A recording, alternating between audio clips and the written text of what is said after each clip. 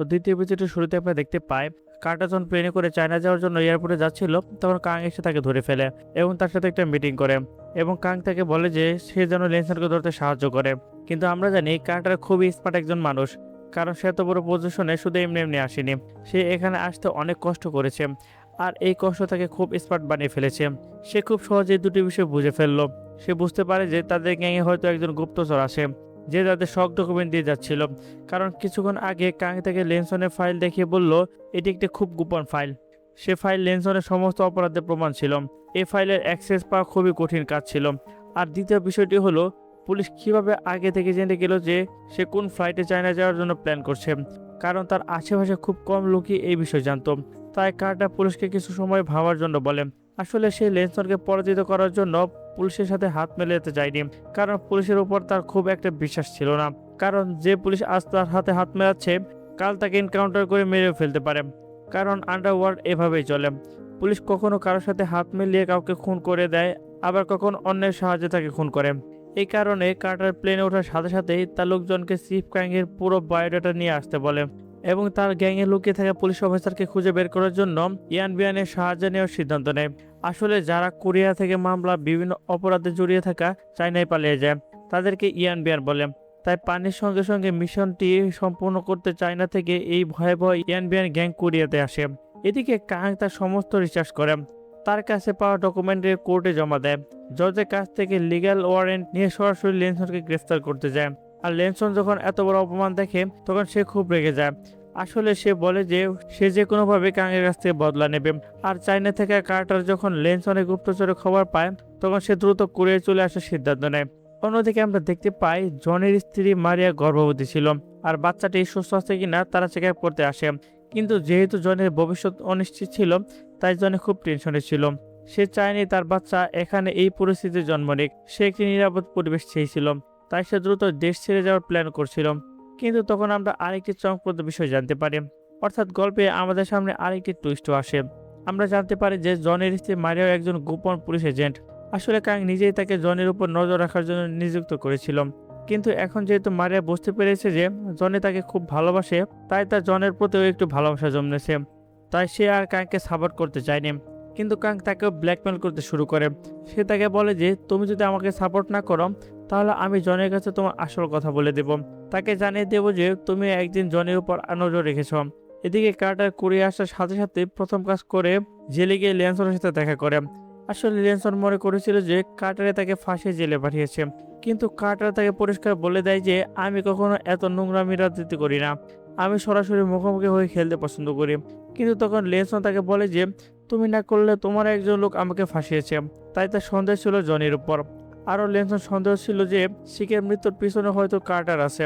তাই লেনসন তাকে হুমকি দিয়ে বলে যে জেলে থাকলেও আমি বাইরের গ্যাং চালাতে পারি, আমার সব লোক প্রস্তুত, এখন শুধু আমার সিগন্যালের অপেক্ষা। আমি যখনই সিগন্যাল দেব তখনই তুমি আর তোমার গ্যাং সব শেষ। তারপর কার্টার গিয়ে কাংয়ের সাথে দেখা করে এবং তাকে ঘুষ দিয়ে তার হয়ে কাজ করার প্রস্তাব দেয়।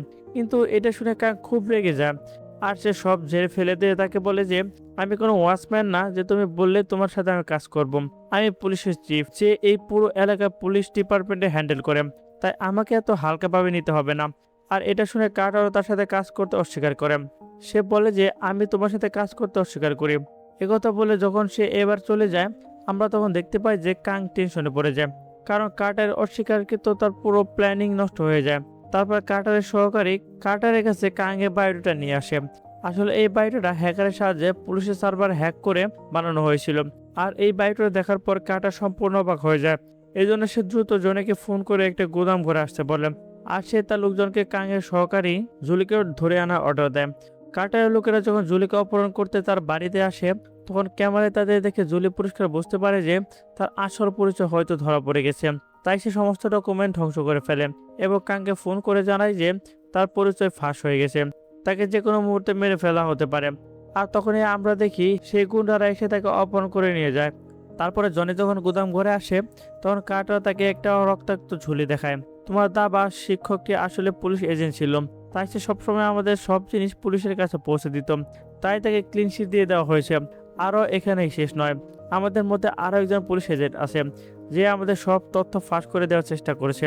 এটা শুনে জনি খুব টেনশনে পড়ে যায় আর তার শরীর থেকে ঘাম বের হতে থাকে, কারণ এটা পরিষ্কার হয়ে যায় যে তার পরিচয় হয়তো ফাঁস হয়ে গেছে এবং তার মৃত্যু খুব কাছে। এইসব দেখে সে মৃত্যুর জন্য প্রস্তুতি নিতে শুরু করে, কিন্তু তখন হঠাৎ কার্টার জনির সহকারীকে ধরে ফেলে এবং তাকে মারতে শুরু করে।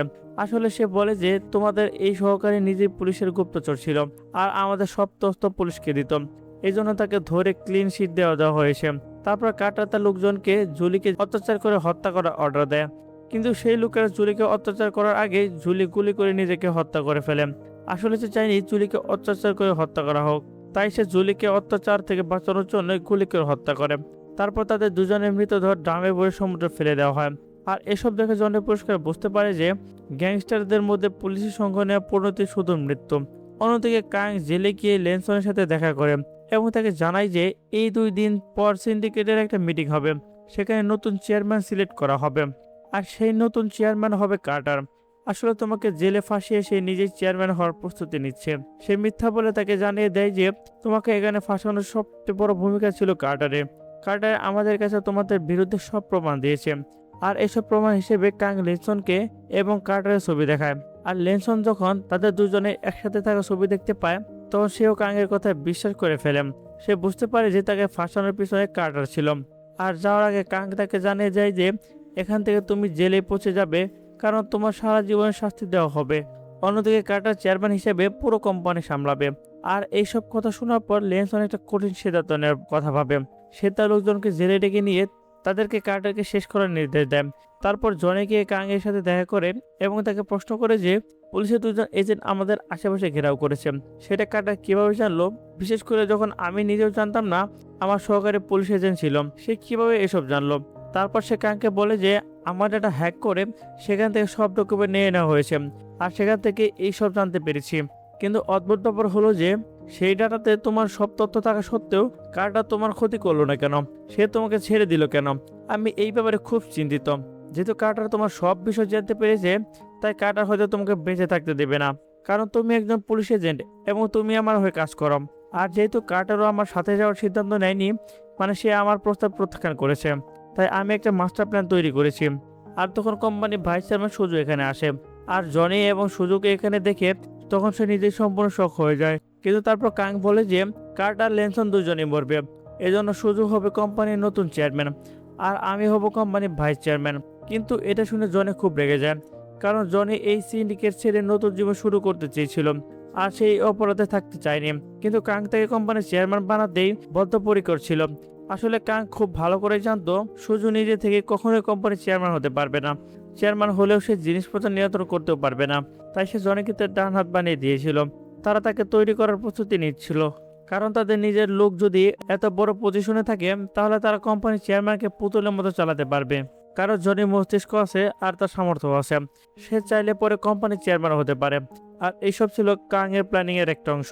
কিন্তু জনি এসব কিছুতে মোটেও খুশি ছিল না, কারণ সে যত কুইক স্ট্যান্ড থেকে বের হতে চেষ্টা করুক না কেন কাং তাকে আবার সেই কুইক স্ট্যান্ডে ঢুকিয়ে দিচ্ছিল। এই জন্য সে কাং এর উপর খুব রেগেছিল। কিন্তু সোজো যাওয়ার পর কাং তাকে বলে যে তাকে যে কোনোভাবে এখানে থাকতে হবে আর এক সময় সোজো পিছন থেকে ফেলে কোম্পানির চেয়ারম্যান হতে হবে। চোর পুলিশের একজন লোক কোম্পানিতে এত বড় পজিশনে থাকে তখন পুলিশ পুরো আন্ডারওয়ার্ল্ড নিয়ন্ত্রণ করতে পারবে, কারণ চেয়ারম্যান হিসেবে বসে আছে পুলিশের একজন লোক, আর সেটাও না হয় তুমি। তাছাড়া এখন তোমার ফিরে আসার কোনো পথ নেই, তোমার সব দরজা বন্ধ হয়ে গেছে। আসলে পুলিশ সার্ভারে জয়েনের সমস্ত ডকুমেন্ট ডিলিট করে দেওয়া হয়েছে, কাগজের ডকুমেন্টগুলো পড়ে দেওয়া হয়েছে, যাতে কেউ হ্যাক করতেও জনি সম্পর্কে কোনো তথ্য খুঁজে না পায়।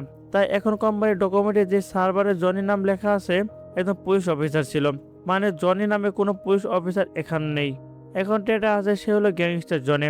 আর এসব কথা শুনে পুরোপুরি জনি অবাক হয়ে যায় আর তার চারপাশে পৃথিবী ঘুরপাক খেতে লাগে, কারণ সে বুঝতে পারছিল না যে কি হতে চলেছে। তো বন্ধুরা, এভাবে শেষ হয়ে যায় আমাদের দ্বিতীয় এপিসোডটি। যদি ভালো লেগে থাকে তাহলে অবশ্যই চ্যানেলে সাবস্ক্রাইব করতে ভুলবেন না, আর আপনার প্রিয় মতামত অবশ্যই কমেন্ট করে জানিয়ে যাবেন। তো পরবর্তী এপিসোড খুব শীঘ্রই চলে আসবে, সে পর্যন্ত সবাই ভালো থাকবেন, সুস্থ থাকবেন, আল্লাহ হাফেজ।